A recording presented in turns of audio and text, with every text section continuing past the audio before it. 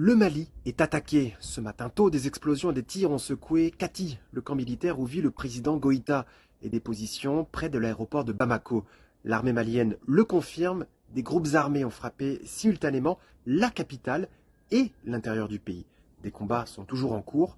Au nord, le soi-disant mouvement rebelle FLA affirme avoir pris le contrôle de positions militaires à Kidal et à Gao. Plusieurs fronts en même temps.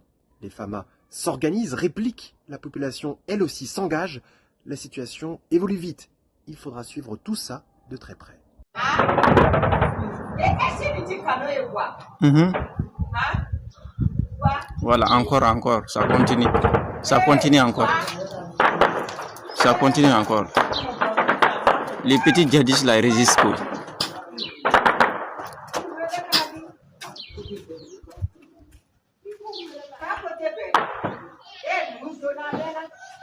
Ah, paraît qu'ils sont aux quatre coins du camp.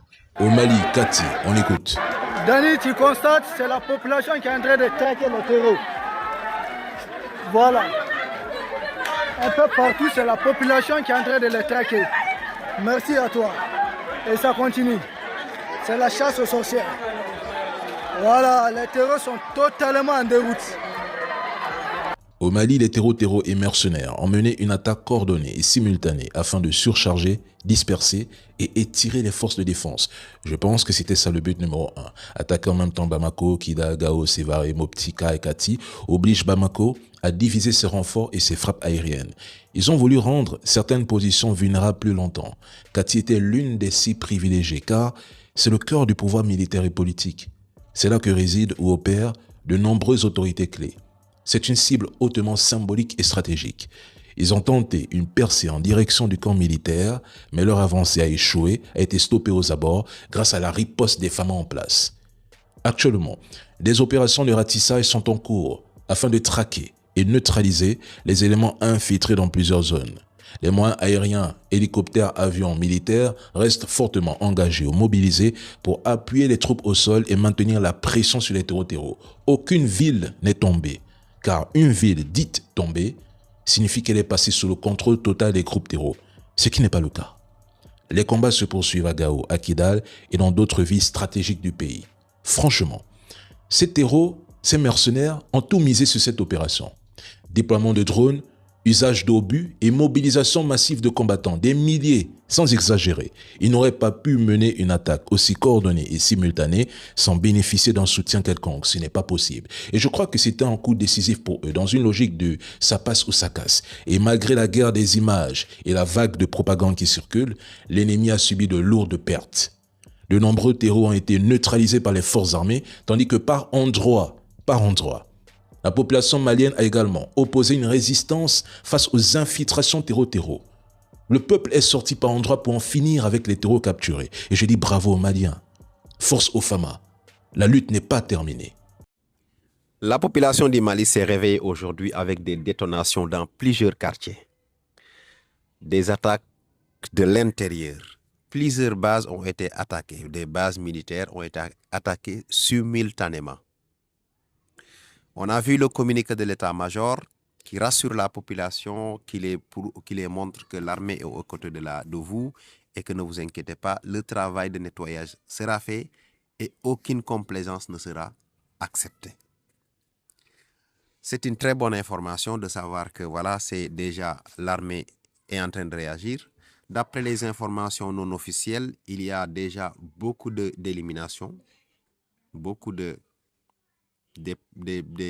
terreaux de l'axe du mal ont été déjà éliminés. Il y a eu beaucoup de captures et je recommande à l'armée malienne d'aller au-delà, de dénicher les complicités. Parce que si ces gens-là ont pu arriver jusqu'à la ville, s'installer et attendre la nuit pour attaquer, c'est parce qu'il y a des hébergeurs, il y a des informateurs qui habitent à proximité des camps ou des lieux stratégiques qui ont été attaqués.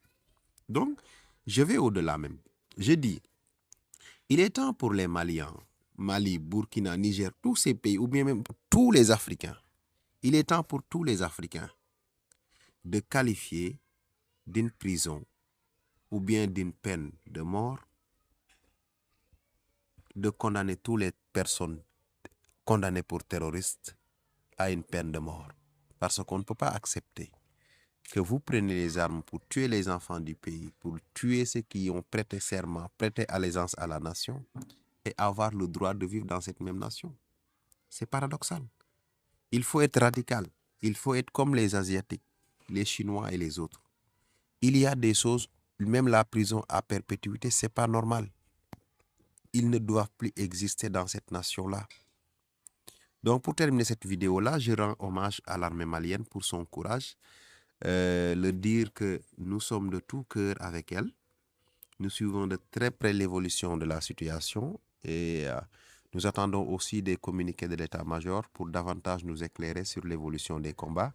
Je sais qu'à l'heure où nous parlons, peut-être les combats ont arrêté, mais sachez que très tôt le matin, il y a une attaque coordonnée, des attaques coordonnées presque sur l'ensemble du territoire, mais il n'y avait pas jusqu'à présent des positions de l'armée qui étaient perdues.